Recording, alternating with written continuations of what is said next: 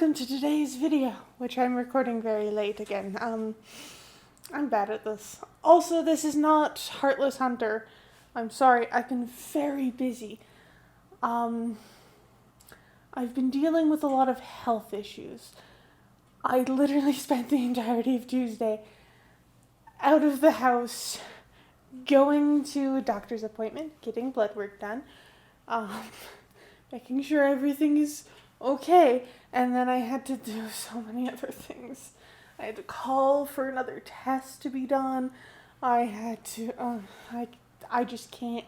I've been busy. So instead of a Heartless Hunter review, because I have not finished it, because I haven't had time, I've been working too much. I've been working a lot, and then I've been dealing with this health crisis issue thing. You don't need to know about that. Anyways, so today's video is instead going to be my advice for anyone looking to write a fantasy book, because I finished my final read-through on King of Death and Daggers for its release on May 24th of this year. And you know what? I'm amazed. I am happy. I am proud of it. I did make some mistakes along the way, because this was my first ever fantasy series or series to write. So this is my little list of do's and don'ts that are on the top of my head, because I did not think of this until like 30 seconds before hitting record. So we're doing great. I don't plan out or script any of my videos. Anyways, so the first thing for my advice on anyone looking to write fantasy, even sci-fi, is do some research. For sci-fi, definitely do research on a lot of things. For fantasy, you don't have to do as much research, but you need to make your world believable. So it's best to tie in a bunch of the science and realities of certain things, and you can tie things like magic if you have magic in your world, because you can have fantasy without magic. But if you can tie a lot of this in there. And also, if you are looking for a certain kind of time period aesthetic, definitely do your research on that time period, because then you have worlds where it's very confusing, like mine. There's no specific time period. I didn't even want a specific time period. It is definitely not any specific time period. My main character wears corsets and dresses, and her battle gear is like a battle dress. At least the one that she has custom made for herself. The one that was made for her was a simple leather jacket. All of these have formulas put into them to make them more resistant to magic, and the cut of a blade, so it's like armor, but she had like a simple leather jacket over just a plain shirt that had some of that special formula in it, just some battle gear pants. I'm not sure what kind of material it would have been. Again, I don't do my research. And just combat boots with a thigh sheath, and her crossback scabbards for her long swords, because she's a dual wielder, and so she dual wields long swords. Of course, she can put one away if she needs to. And so, yeah. So definitely do your research. Also, do your research with weapons if your characters are using weapons. Definitely do your research on that. I have a fascination with pre-modern weapons. So pre-modern weapons obviously are like swords, daggers, of all different kinds, bows, arrows, crossbows, battle axes I have as well, an axe hammer combo weapon. Also look into combo weapons if those interest you. And also look into the weapons that you might think are, that you like the design of. Because frankly, if you're like me, you can make an excuse as for why, though this kind of weapon wouldn't work in our world, in reality, you can find a way to make it work in a fantasy world. So I did exactly that with a lot of the weapons that my royals wield, because they have the money, they have all of the technology for this, which is why my world doesn't take place in a specific time period. It's on another plane. It doesn't exist. It's on another plane. It's in another galaxy. Yeah. So yeah, 1, do your research. That's really all you need to do, specifically on time periods, weapons, and clothing styles. Also, very important. There's a lot of research that needs to be done, and sometimes you don't realize that some of that research you need to do until you're in the middle of running, and that is fine. That is completely okay, especially if you're a writer like me who does not plan any of it. I don't plan anything. Yeah, it's a problem.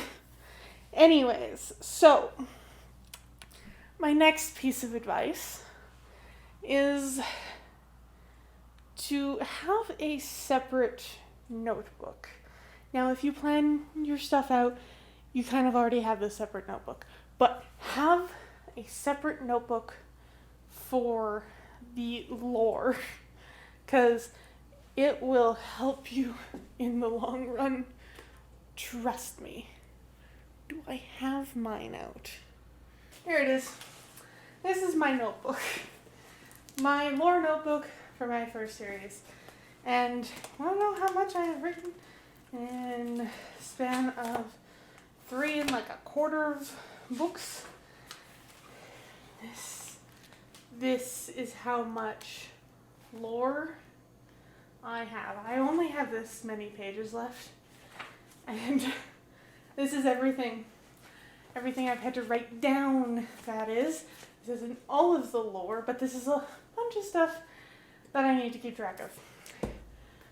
Also, a separate notebook is good when you have multiple POVs you need to keep track of. I just realized that this has not been near me. But definitely keep a lore book for a bunch of your stuff. It doesn't need to be that organized. Mine is very organized. Like, I'll show you a couple pages that are harmless.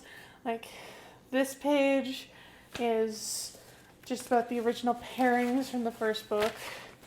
And this page is Kingdom Colors, the eye colors of all the royals.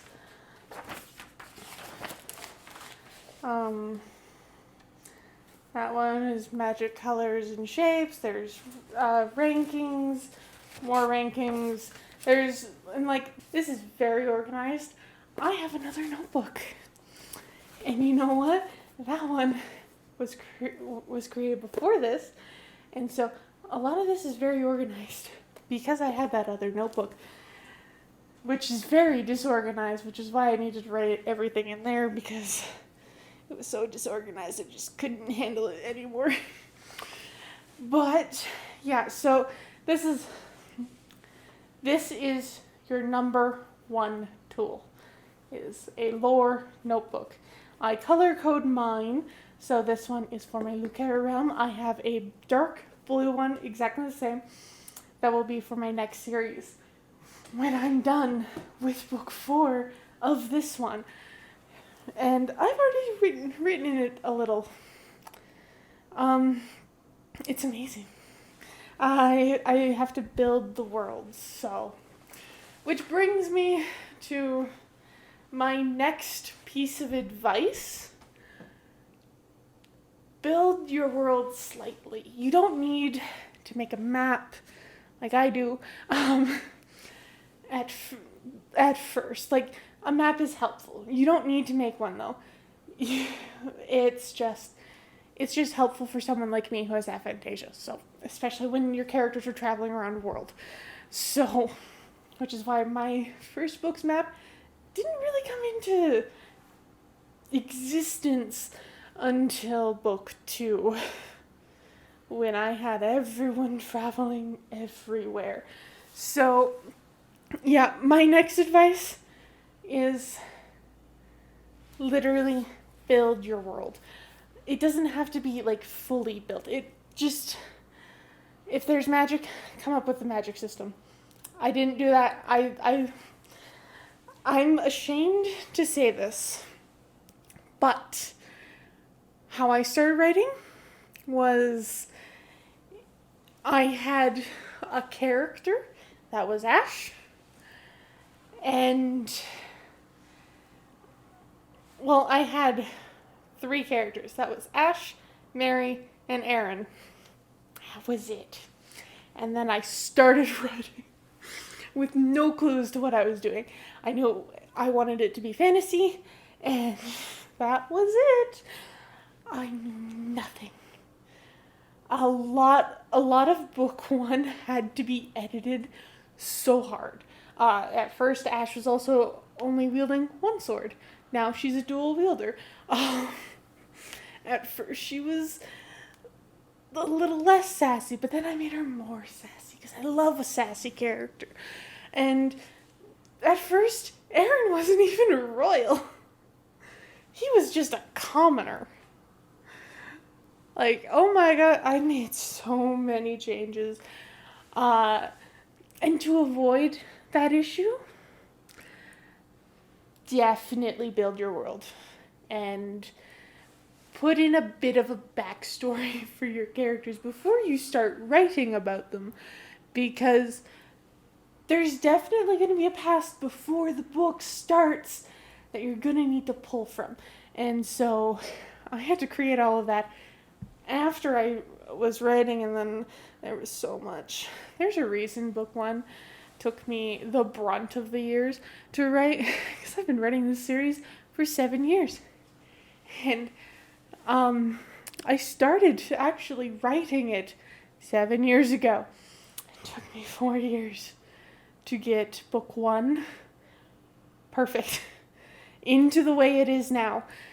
And oh my god, it took a really long time because I kept making changes because I didn't build my world first. Build your world. That's all I'm asking you to do because it is necessary. But yeah, just build your world. Build, and here's what I'm saying is get a backstory for the characters you want to put in there.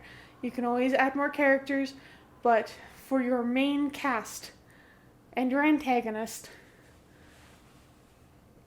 put a backstory. 2, if there's magic, put a magic system. Build your magic system before you do anything. Number 3 is figure out how many places are in this world. You don't need the map, not yet, but you need a vague idea of how much is actually in this world, how big it is. And number 4 is to figure out what kind of personality they will have, because that is necessary. But those are the 4 main things. You can figure out the rest of it. Yeah, those are the 4 main things that you should build from your world before you start writing. Next, don't worry about your opening yet. You think I knew what I was doing when I wrote the opening for my book? No, that prologue didn't even exist when I started writing. It only existed afterwards because I realized that I was creating, as I wrote the books, I realized I was creating a world that was really complex and needed a bit of explanation. And that's what that prologue is for my first book. It is a lot of explanation of how the world works. However, I realized as I was writing book 4, I realized I made that beginning so geniusly. I didn't even know I was going to do it yet, but I have a character who isn't from that realm.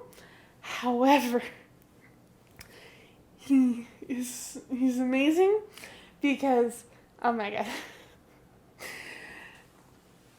it basically seems like he is narrating that prologue, and it's just great. I love it.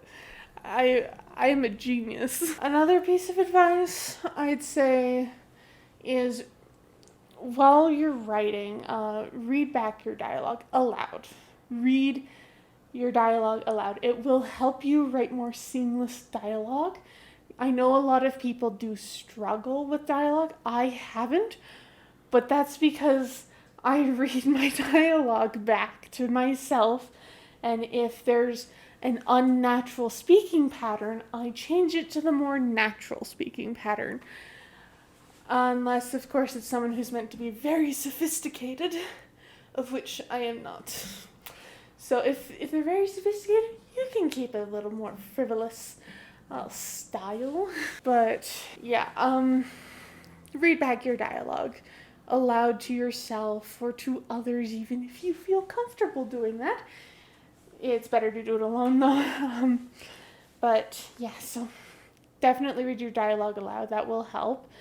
And don't worry about too many descriptors. I know my first book was very heavy in descriptions. Very heavy in descriptions. I've loosened up quite a bit. Don't over-describe things. Not a good look.